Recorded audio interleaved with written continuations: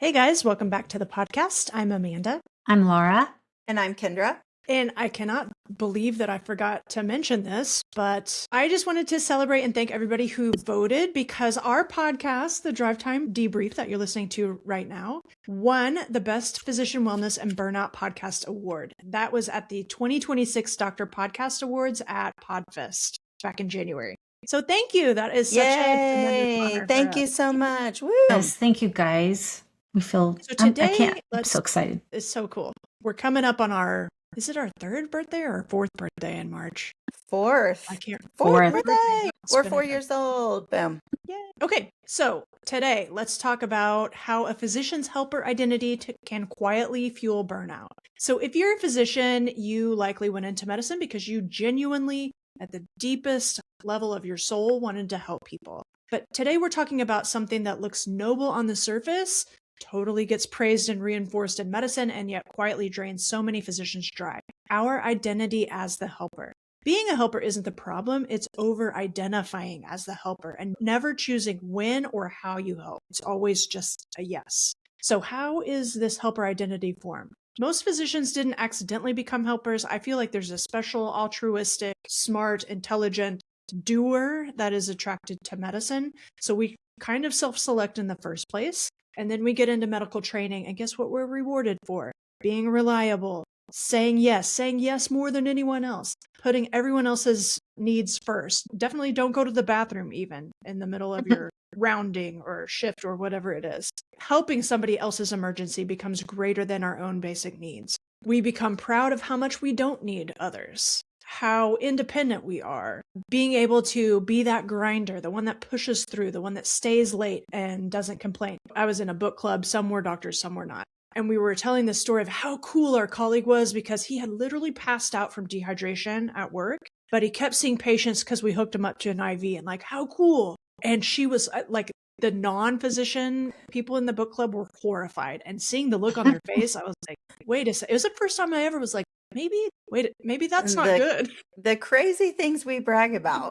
I know. Yeah. But literally, I thought it was the coolest story as I was telling it, and then was like, oh, probably that person shouldn't be seeing patients, right? If they're passing out from dehydration. Anyway, so medical school and residency program look like that. Passing out in the bathroom, dehydrated, and hooking yourself up to an IV and continuing to power on. Self-sacrifice is normalized, endurance is praised, and needs truly are seen as weakness. Someone literally might tell you that. So clinical example number one, the I'll just stay longer. Imagine you're at the end of your brutal shift and you've already given sign out and someone says, hey, can you see one more patient? And instead of checking in with yourself, instead of taking that pause, you just hear yourself reflexively say, sure, absolutely, happy to do it. Not because you want to, but because disappointing the team feels worse than being exhausted. That's not generosity, that's conditioning. So when we talk about the helper identity, this pairs well, right? We're talking about 4-course meals here. This pairs well with people pleasing and fear of disappointment. These are the two entrees served up nicely with the helper identity. And basically what happens is because we have the fear of disappointing others, right? Remember, we're gold star getters. And the unfortunate thing is not the part that we love to get gold stars because we try hard, we give effort. That's not a bad thing. The problem is the underlying motivation is fear of disappointment. And it probably started well beyond the time we got into med school or college even, right? It usually starts somewhere in that development phase in our family of origin where maybe you didn't want to let your parents down or a teacher down or a friend down. And that seed that got planted there, unfortunately, now gets watered into full-blown people pleasing by the time you're in med school and residency. A lot of physicians are also afraid of being difficult, right? We've heard of like being the team player. We've talked about this before, that self-sacrifice almost to a detriment because you're not taking care of yourself. And if you think about that, being the team player, the best case scenario is that you are rested and fed and watered and all that so you can show up and really give your all for the team. Not that you would say no because you're protecting time, energy, or focus, but instead being seen as difficult because you're not willing to do those things. And that more or less leads to further exhaustion and really can breed a lot of resentment. And I know I had this is my testimony. I wanted to really cover, if someone had an emergency or couldn't show up for a shift, despite the fact that I just came off 3 nights, I was like, oh yeah, I can pick that up. I can pick that up. It probably wasn't the best choice, but it was like, we can't have a hole in the schedule. And I'm not sure who assigned me as the hole filler, myself, and just willing to pick up whatever shift needed to be covered at a detriment though, because I did not show up as a wife or mom or anybody else that I wanted to be after doing that. And, really being able to take a pause before saying yes. I think this is a big gut check for physicians. We don't really get in touch with how we're feeling because, we're cut off at the neck. Like we are so cerebral and we're so in touch with our cognitive ability that we forget to check in with our bodies or ourselves, our emotions, or whatever that we're feeling. We've ignored that all day or all week. And so we just say yes out of that people pleasing and fear of disappointment or letting people down. And we forget to check in with ourselves. And the part about that emotional labor. So where I went wrong was picking up the shift and then adding a layer of stress, because then when my kids were young, who's picking them up from this school, that practice, right? That was all on me. So then I added another layer of stress. I'm working an extra shift and now I got to figure out all the details around who's getting what, where, how are kids getting picked up, et cetera, et cetera. It's not just saying yes out of reactance or not taking that pause. So here's the good doctor trap, right? Let me paint a picture. Your post nights, right? So if you're either on call or nocturnist or you are working some night shifts, you're delirious and absolutely cortisol fried. And then your last patient of the morning, right before you get off, asks for something non-urgent, non-medical, and really actually completely unreasonable. And instead of setting that boundary, you comply. Why? Because they're having a hard time. You can make up any excuse you want. Oh, they're having a hard time. I feel bad for them. Oh, it's just one more thing. I can do it. It's easier if I do it myself, right? I told myself that a lot, right? It's all on me. I'm the one that can take care of it the best or the easiest, whatever it was. But it's really not that you're bad at boundaries. You're just excellent at helping. And unfortunately, society and other people take advantage of that. And why do we overfunction? This also plays a role into our helper identity. We do way more than our fair share. And it's not even really about fair. It's just more than our share, more than what we really are required to show up and do. We're constantly fixing, we're constantly rescuing, we're constantly smoothing things over. It's that whole walking into a room and that intuition tells you we're walking into eggshells, right?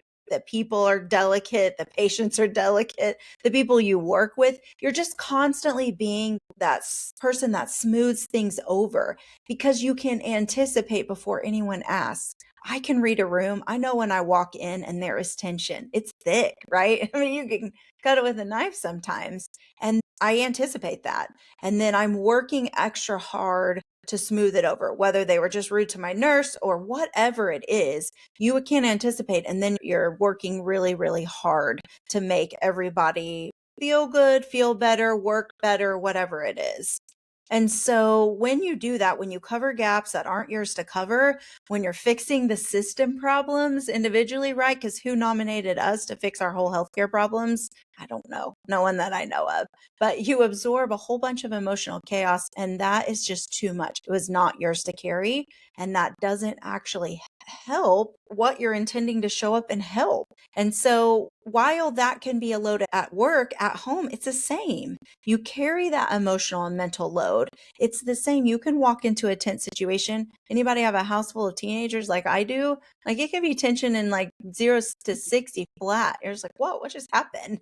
Like who turned the thermostat? Like what just happened?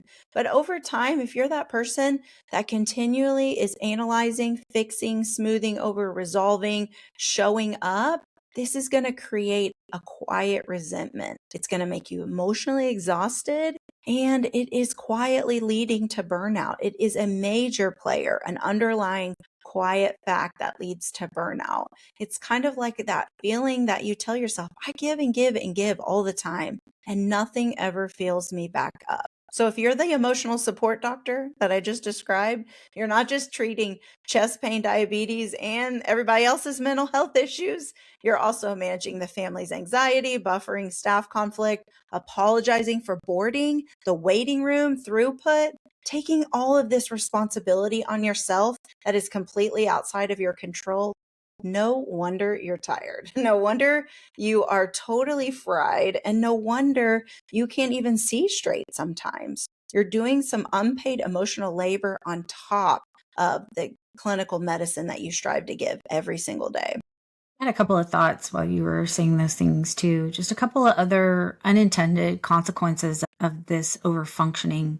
One is that when we're trying to not be, quote, difficult by having reasonable expectations for sleep, food, bathroom breaks, sanity, we are propping up a system that is unsustainable for the people who come behind us. So this is why, like, the stories of the doctor who passes out and then gets an IV put in and keeps seeing patients make me cringe so much, because in no way, shape, or form should that be normalized. Like, that's just not healthy for anyone involved. So that one thing. And then the other thing I have is that sometimes what we don't realize we're doing when we're over functioning, especially in family systems, when we are over functioning, we are inhibiting the development of other people. We are making the assumption that they are not capable of doing whatever it is we are doing for them. And we're allowing their underfunctioning and allowing their underdevelopment. You know, it's not actually kind or good at all that we're doing it. We're doing it out of our own anxiety so many times, and it makes sense, and it can help break that cycle for us if we realize, hey, I'm not actually being as kind as I think I am. What I'm doing is actually not as noble as I like to think it is. So maybe that will help you break that cycle if you are identifying as one of these helper overfunctioners. And why do we talk about all this? Burnout is our primary focus and preventing it. And so we're going to talk about why all of this leads to burnout, even when you love medicine. Most of the time, burnout isn't about hating your job. So much of the time, it's about all this craziness that we pile on top of it and a bunch of stories we make up about it. A lot of times it's about not taking care of ourselves, not choosing our needs and making sure they get taken care of, not having agency. And we don't always have control over that in a work situation. But when we're not advocating for our own agency or our ability to choose, ability to practice the way we feel is most fit, it really can drain our energy. And when we're living in constant self-abandonment, and self-abandonment is exactly what has been described, where we are doing things that we know are not in our own best interest because of XYZ. Not because somebody's life is on the line and we need to save them, but because we don't want to inconvenience other people or because we don't want to seem difficult. That's not noble. That is probably a survival strategy we learned in childhood that is not serving us now. When helping becomes automatic instead of intentional, if we have an automatic yes before the request has even had time to process in our brain, we know that we are not acting in alignment. We're acting out of a desire to please other people. We're acting out of a desire to remain socially acceptable and not be rejected and not face shame or being outcast, not being labeled the difficult one. It's so important for us to be intentional and know what our values are and act in alignment with them. Because if we don't, it is going to cost us our health. It's going to cost us our peace and our relationships. And like, not to be dramatic, honestly, it can cost us our lives if we do not get this straight for ourselves. This is where chronic disease often shows up. Autoimmunity. Oh my word. I don't know how many studies have been done on this. I'd be curious to look. But autoimmunity, I'm fairly certain, has a tie to this self-abandonment. Crashing your car because you're exhausted. Yeah, absolutely. Yeah, literally. And our brains are telling our bodies what to do. If you're abandoning yourself, then your body will start attacking you too. So we can reframe from I must help, or I'm the one who fixes everything, to I can help, or I choose where I help. I choose wisely where I help.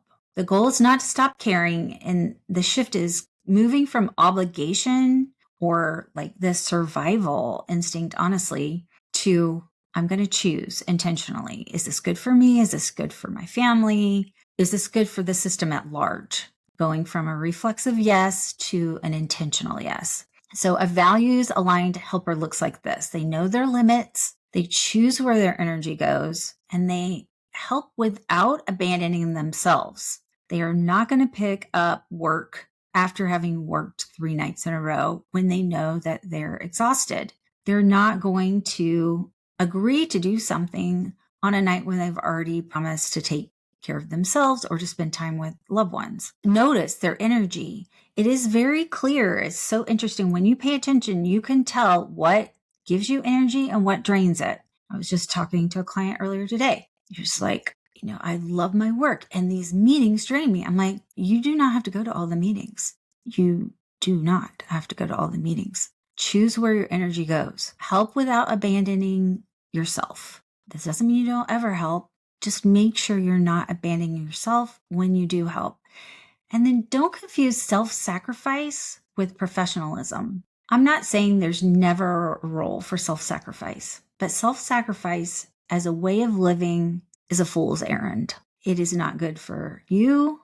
And believe it or not, it is not good for other people. It's not a good way to model how to live for your trainees or your kids if you have them. Being conscientious and choosing wisely about where you sacrifice. Make sure it's meaningful. Make sure it's aligned with your values and actually is not going to drain you beyond what you can refill quickly. That is the key.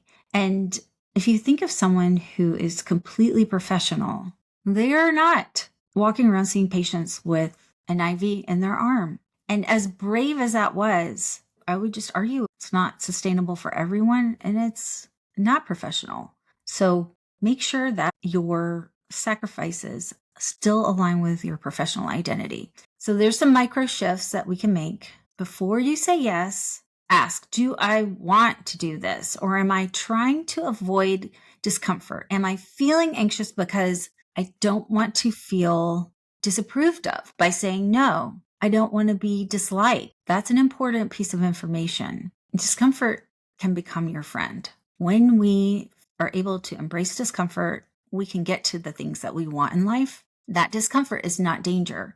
And for other people being disappointed in us, that does not indicate a moral failure on our part. Just consider this. Where in your life are you operating from a helper identity instead of a values-based choice? And what I mean by that is, where are you trying to make other people see you in a certain way when you are taking on these helping scenarios, not because you really want to, but because you want to avoid being disliked? What is one small shift you could make this week? One place you say, no, pause, let me get back to you. I need to check my calendar, and choose differently to help in a way that actually aligns with who you want to be. Helping is powerful, and we are in a helping profession and we value helping, but it's only powerful when it doesn't cost you yourself, your well-being, and ultimately your career. If you allow this to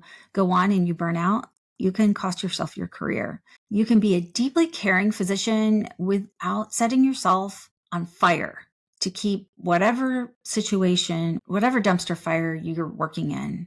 You don't have to contribute to that to help keep it running. You don't need a fire for people to be warm. It's okay to step out and say, how do I really want to show up here? How do I really want to help in a way that's healthy, and move forward according to that information?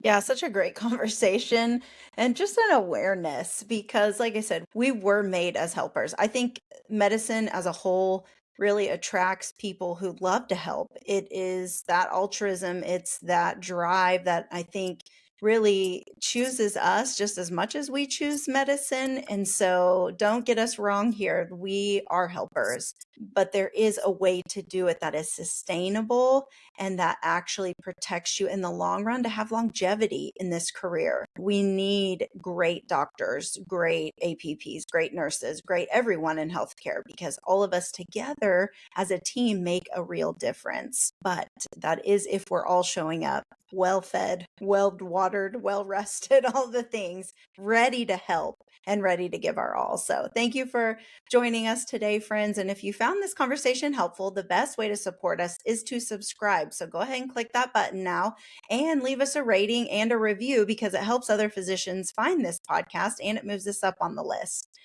And before we go, we just want to invite you to something we're super excited about. And this is our first exclusive physician-only wellness retreat. We are doing a collab with MedTrax International for a lush physician retreat at Bodhi Tree Yoga Resort in Nosara, Costa Rica. So join us this November. This place is amazing. It is a sanctuary built for renewal. You are going to love this place. It is designed to restore vitality, reclaim joy, and walk away with some sustainable tools. We'll be there to deliver all the awesome content, but there'll be plenty of time for you to enjoy this place, this amazing tropical paradise, and spend your days immersing in all kinds of restorative activities. And why we want to let you in on a secret is for February, we are running a discount code. We'll provide the link in the show notes, but if you act now and check out today, use coupon code RESTORE26, RESTORE